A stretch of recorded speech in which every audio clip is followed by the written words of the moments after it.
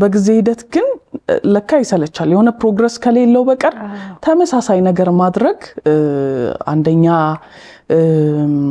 ያሰለቻልም ሁለተኛ ነገር ግን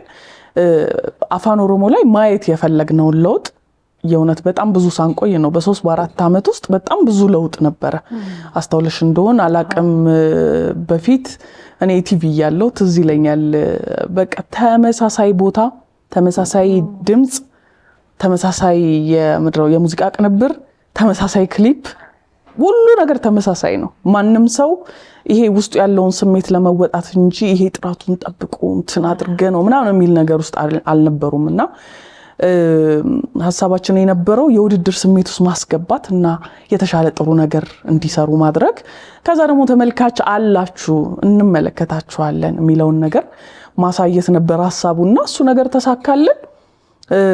በአፋን ኦሮሞ የሚሰሩ የተለያዩ የኪነ ጥበብ ስራዎች በጣም ብዙ ሆኑ በአይነትም በብዛትም በጥራትም በርካቶች ሆኑና አይደለም